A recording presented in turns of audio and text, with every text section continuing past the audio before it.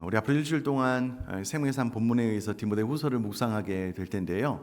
이 디모데후서는 사도 바울이 그의 인생 말년에 가장 마지막으로 기록한 성경입니다.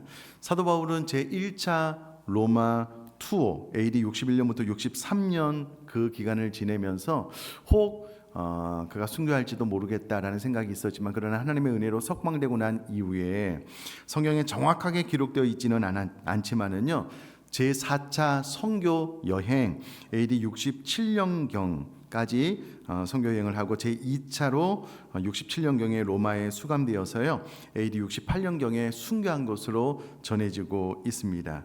본서신은 바울이 2차 로마에, 그것도 감옥에 투옥된 이후에 순교 전에 유언격으로 기록한 성경입니다. 따라서 기록 시기는 AD 67년 가을경으로 추정하고 있습니다.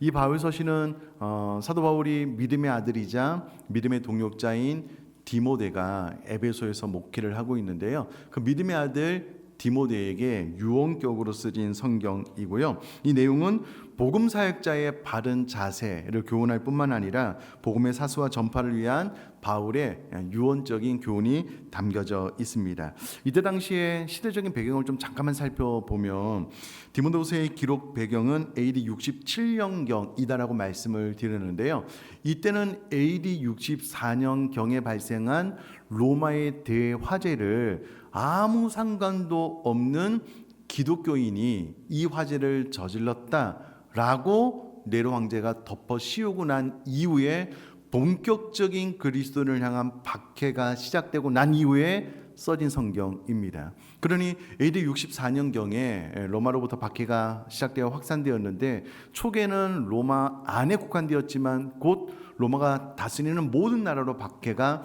전파되었을 것이고요. 그러니 에베소에서 목회를 하고 있는 디모데에게도 이와 같은 박해는 곧 전달될 것이기 때문에 네가 어떠한 시련 가운데서라도 이 교훈을 잘 지켜 목회를 행할 것에 대해서 교훈하기 위해서 이 성경이 쓰여졌습니다.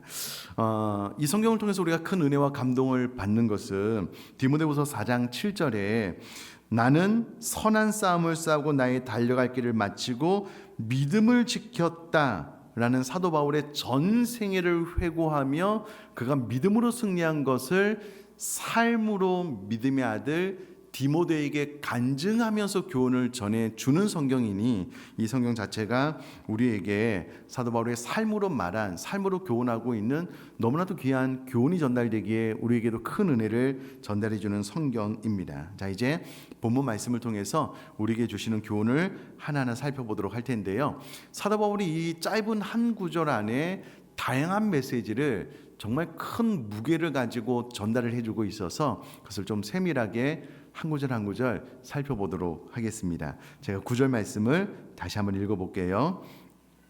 하나님이 우리를 구원하사 거룩하신 소명으로 부르심은 우리의 행위대로 하심이 아니요 오직 자기의 뜻과 영원 전부터 그리스도 예수 안에서 우리에게 주신 은혜대로 하심이라.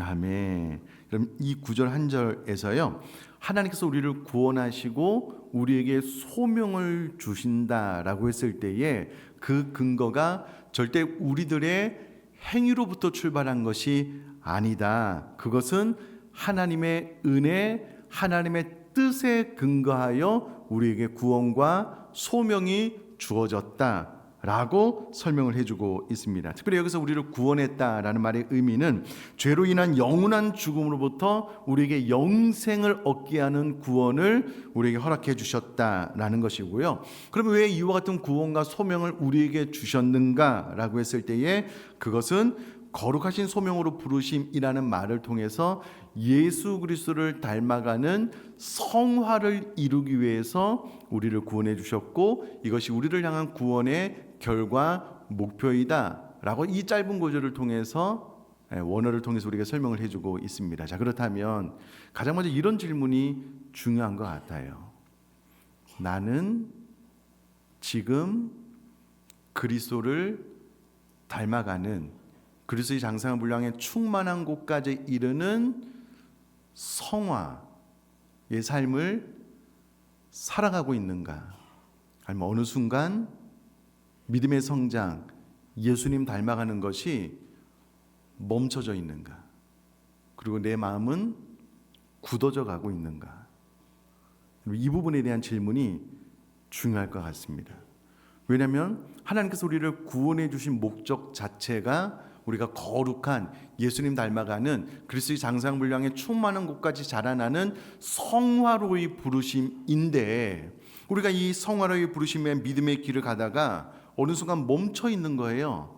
주님을 사랑하는 마음도 더 이상 자라나지 않아요. 이웃을 사랑하는 마음도 더 이상 자라나지 않아요. 예배 시간은 줄어들고 내 마음은 고착화되고 굳어져 가고 있다면 하나님께서 우리를 부르신 이 부름의 성화로 나아가는 것을 멈춰 있는 죄를 범하고 있는 것이기 때문에 다시 이 말씀을 통해서 나는 예수님을 닮아가는 것이 조금씩 일어나고 있는가, 이루어지고 있는가라는 것을 잘 살펴보는 그런 시간 되었으면 좋겠습니다. 자, 계속해서 하나님께서 우리 사람을 구원하고 부르신 그 성취하신 두 가지 요소를 언급하고 있는데, 무엇에 근거해서 우리가 구원을 받았는가, 소명을 허락하셨는가라고 했을 때에 그 첫 번째가 하나님의 뜻이다. 두 번째가 영원한 때 전부터 그리스도 예수 안에서 우리에게 주신 은혜다. 곧 하나님의 뜻과 하나님의 은혜에 의해서 우리가 구원받고 소명을 받게 되었다라고 설명을 해주고 있습니다. 다시 한번 이것이 우리가 구원받은 유일한 조건이지 우리가 이 땅을 살아가면서 어떤 행위에 의해서 우리가 구원을 받는 것이 아니다라는 것을 한 번 더 말을 해주고 있는데요. 여기서 말하는 은혜는 아무런 대가 없이 주어지는 하나님의 선물입니다. 너무 감사하지요. 근데 이 뜻에 대한 원어를 살펴보니까는요, 하나님의 지혜롭고 확고하며 명확한 계획을 의미하는 단어로 뜻을 사용했습니다. 다시요, 여기서 말하는 뜻이 의미하는 바는요, 하나님의 지혜롭고 확고하며 명확한 계획을 의미합니다. 그러니까 하나님의 지혜롭고 확고하고 명확한 계획과 값없이 주어지는 하나님의 선물에 의해서 우리가 구원, 영생을 받게 되었다. 우리에게 왜 이렇게 값없이 영생을 주었는가? 그것은 그리스도의 장성한 분량에 충만한 곳까지 자라나는 성화를 이루게 하기 위함이다 라고 이 짧은 한 구절을 통해서 여러 가지 우리에게 교훈을 주고 있습니다. 계속해서 10절 말씀을 보면, 이제는 우리 구주 그리스도 예수의 나타나심으로 말미암아 나타났으니 이는 사망을 패하시고 복음으로써 생명과 썩지 아니할 것을 드러내신지라. 여러분, 영원 전부터 우리에게 구원을 주시기로 예정해 놓으신 이 계획이 역사 안에서 어떻게 이루어지게 되었냐면 그리스도의 나타나심, 이것은 예수님의 성육신을 의미합니다. 창세전에 우리를 구원해 주시기로 예정해 놓으신 이 예정이, 놀라운 하나님의 계획이 이 역사를 뚫고 들어와서 실제로 우리에게 구원이 임하게 되는 방식으로 이것을 어떻게 이루셨는가라고 했을 때에 예수님의 이 땅에 오심, 성육신을 통하여 이루셨다라고 사도 바울이 설명을 해주고 있습니다. 자, 그러면 예수님의 이 땅에 오심으로 인하여 예수님께서 이루신 것이 무엇인가라고 했을 때 두 가지 대조되는 표현으로 성경이 말을 해주고 있는데, 첫 번째는 패하신 것이고요, 둘째는 드러내신 것입니다. 우선에 패했다라는 말은 쓸모없게 되다, 폐지하다, 파괴하다 라는 뜻을 가지고 있습니다. 자, 그러면 예수님의 성육신 사건으로 인하여 폐지해버린 것, 파괴시켜버린 것이 무엇이냐면 사망이다라는 거예요. 그러면 사람은 죽음으로서 끝이다라고 생각을 해서 죽음을 두려워하는데, 예수님의 성육신 사건과 부활을 통하여 이 사망을 파괴시켜버렸다는 거예요. 그래서 우리는 죽음을 두려워하지 않고 죽음의 관문을 넘어서 영원이라는 시간을 살 수 있는 길을 예수님의 성육신과 부활을 통해서 우리에게 이루어 주셨다라고 설명을 하고요. 두 번째, 예수님의 성육신 사건을 통하여 드러내신 것이 있는데, 그것은 이제 환하게 밝혀주었다는 의미를 가지고 있는데요. 그것이 무엇이냐면 생명과 썩지 아니할 것 이다라고 설명을 하고 있는데, 이 생명과 썩지 아니할 것은 별개의 것이 아니고 하나를 의미하고요. 이것은 인간에게 불멸의 생명, 영생을 제공했다라는 뜻이 됩니다. 그러니까 예수님이 이 땅에 오셔서 성육신 사건과 부활을 통하여 사망 권세를 깨뜨리시고 우리에게 불멸의 생명, 영생을 주셨다라고 사도 바울이 설명을 해주고 있는 것이고요. 11절에 내가 이 복음을 위하여 선포자와 사도와 교사로 세우심을 입었다.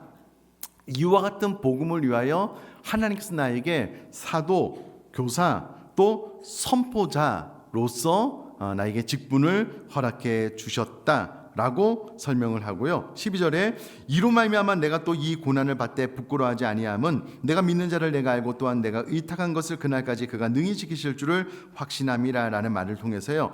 이로 말미암아 하나님께서 나에게 맡겨주신 이 사도, 교사, 선포자, 복음을 전하는 이 사명을 주신 이 결과로 말미암아 내가 고난을 받게 되었다라고 설명을 하고 있습니다. 그리고 여기서 말하는 고난은 원어로 죽음과 맞닥뜨려져 있는 상황을 의미하는 단어입니다. 그러니까 죽음에 이르는 것과 같은 막대한 고난을 겪고 있다라고 이야기를 하고 있는데요. 사도 바울이 로마 1차 수감 당시에는 감옥이다라고 이야기를 하기도 하고요. 또 자택연금 상태라고 표현을 하기도 합니다. 그때는 그래도 외부에서 오는 손님을 사도 바울이 그 자택연금된 상태에서 맞이할 수 있었는데 2차 로마 감옥에 수감되었을 때는요. 빛 한 줄기 공기도 제대로 들어오지 않는 깜깜한 감옥에서 지내야만 했습니다. 너무나도 고통스러운 시간을 보내고 있기 때문에 사도 바울이 내가 복음을 증거하는 이 이유 때문에 내가 지금 고난을 받고 있는데 이 고난은 로마의 지하 감옥에서 빛 한 줄기도 제대로 들어오지 않는 너무나도 괴롭고 고통스러운 죽음과 맞닥뜨려 있는 이와 같은 괴로움 상황 가운데 내가 처하게 되었다라고 고백을 하고 있습니다. 자, 그런데 이와 같은 고난, 죽음과 맞닥뜨려 있는 고통을 받고 있음에도 불구하고 사도 바울은 정작 내가 지금 이 상황을 부끄러워하지 아니한다, 개의치 않는다라고 이어서 이야기를 하고 있습니다. 왜 그러냐면 예수님께서 이 땅에 오셔서 아무 죄 없는 상태로 오셨는데 사도 바울 자신의 죄를 짊어지시고 예수님이 친히 십자가에서 그 처절한 고통, 죽음을 당하신 거예요. 그로 말미암아 사도 바울은 지금 영생을 받게 되었고 복음을 증거하는 자로 세우심을 입게 되었습니다.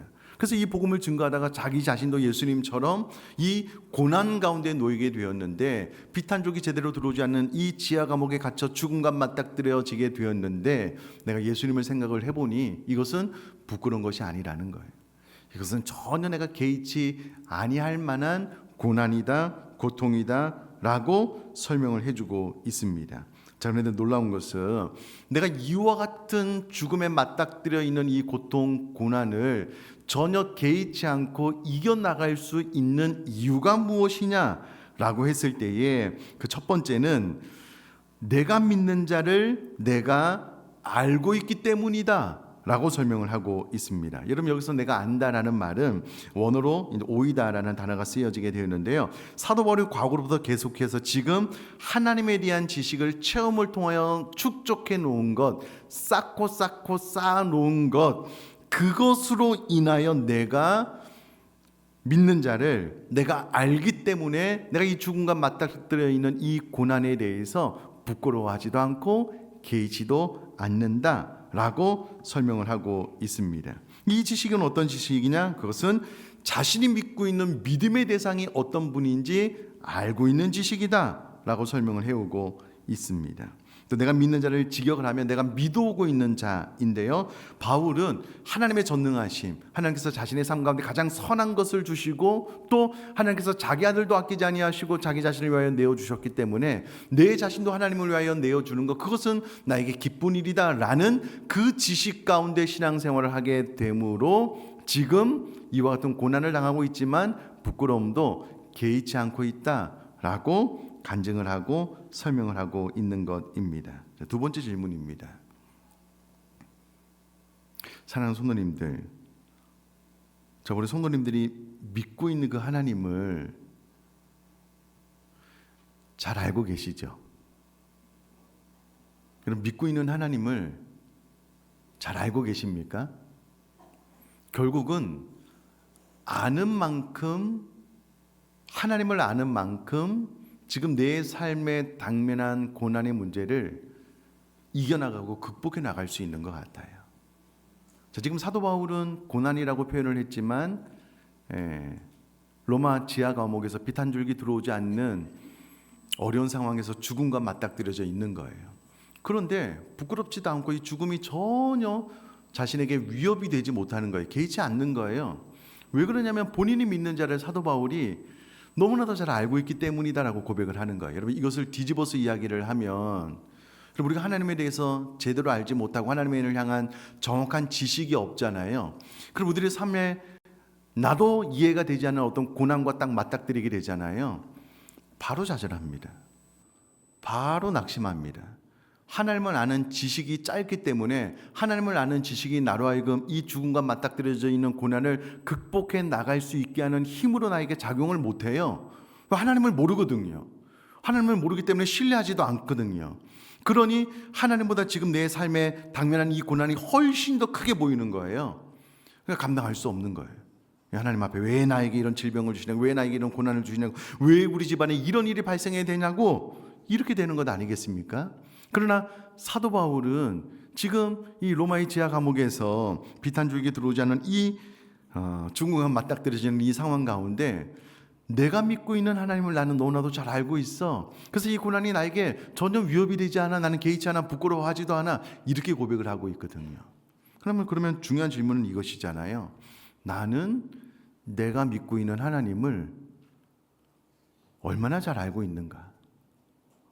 얼마나 잘 알고 있는가? 내가 어떠한 상황 가운데 놓이더라도 하나님께서 기가 막힌 웅덩이와 수렁에서 단번에 건지시는 하나님이심을 여러분 믿습니까? 이 부분에 대한 확실한 믿음이 있으면은요, 어떤 상황이 펼쳐져도 괜찮아요. 이 상황보다 더 크신 하나님을 내가 알고 정확하게 믿고 신뢰하거든요. 근데 여러분, 오랫동안 신앙생활을 해도 하나님을 아는 게 단 1도 없는 거예요. 어떤 상황과 딱 맞닥뜨리게 되면 하나님이 그 사건에 개입하지 못하실 것 같아요. 너무 무기력하고 힘이 없을 것 같아요. 예를 들어서 그런 일이 발생하지 않으면 좋겠지만 학교에서 우리 자녀들이 친구들에게 왕따를 당해요. 너무 마음이 아파요. 너무 불안해요. 하나님께서 그 사건 가운데 개입해서 그 사건을 선한 방향으로 이끌어 주실 것에 대한 지식이 없어요. 알미 없어요. 여전히 기도하면서 불안한 거예요. 괴롭고 고통스러운 거예요. 그런 겁니다. 그런 겁니다.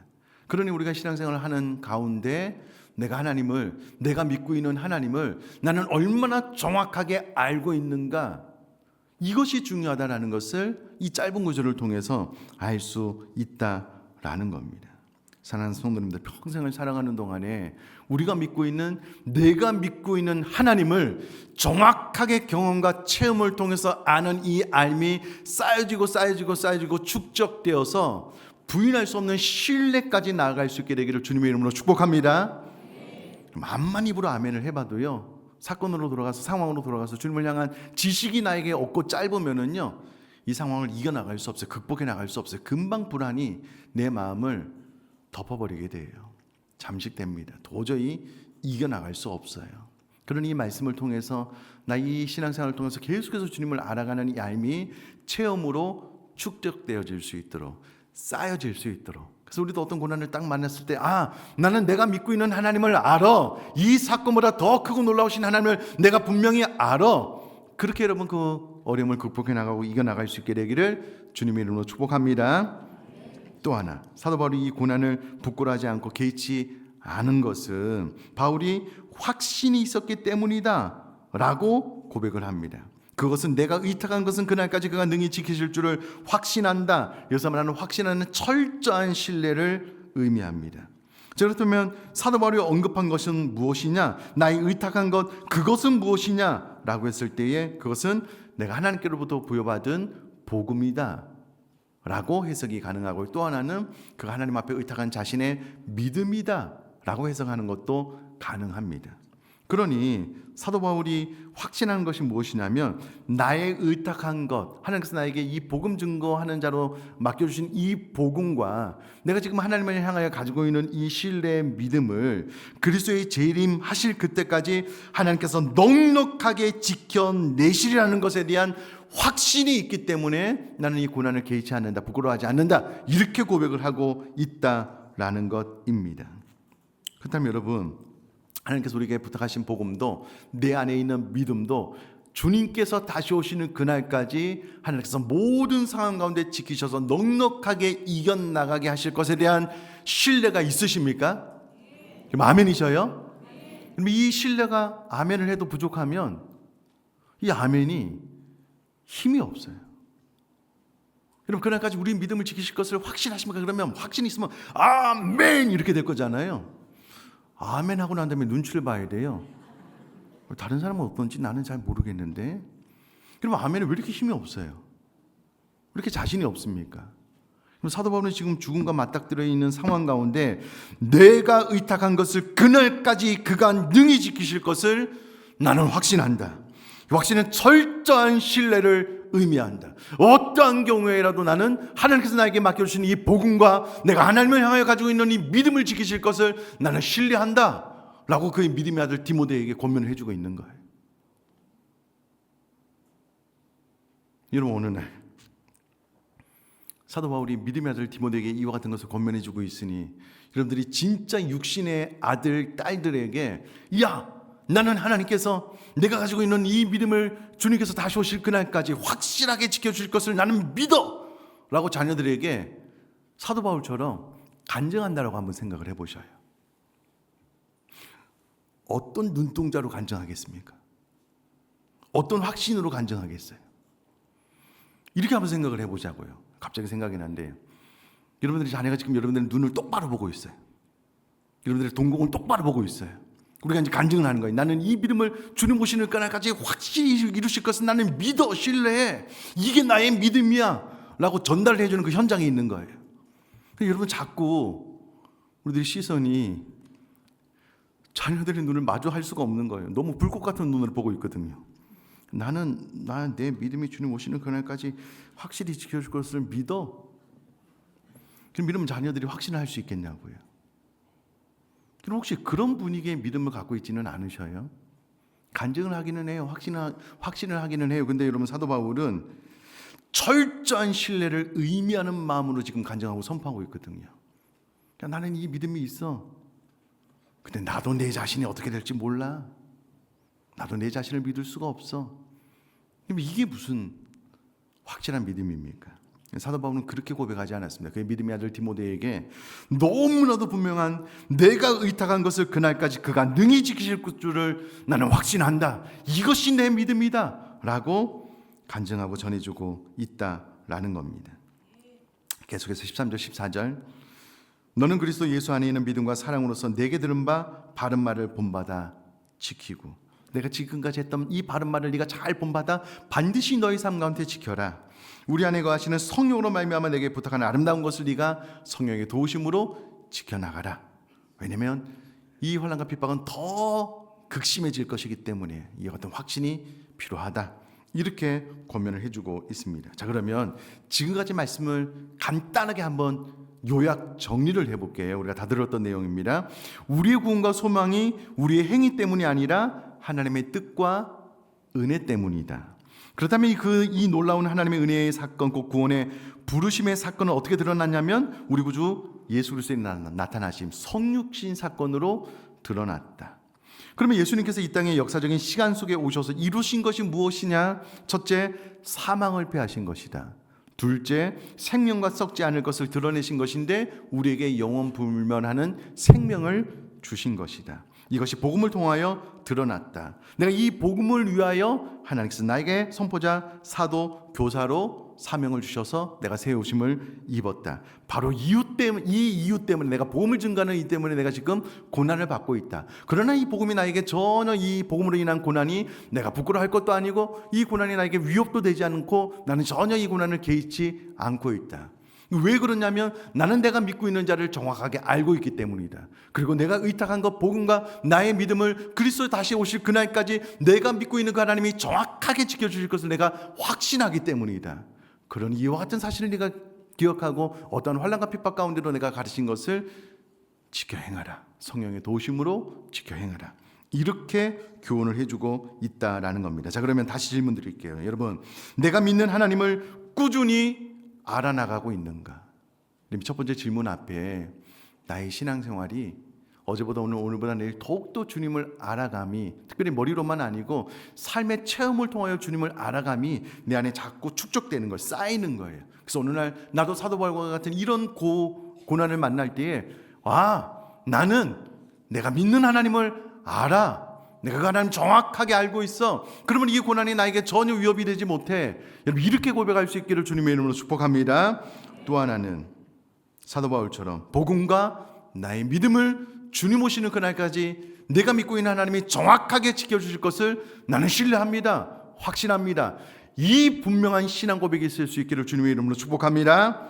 그래서 우리도 이 신앙 고백으로 주님 다시 오시는 그날까지 변함이 없는 믿음을 우리도 우리들의 자녀들에게 좀 간증하고 교훈하고 또 순에서 나누고 그런 삶이 살아나갈 수 있게 되기를 다시 한번 주님의 이름으로 축복합니다.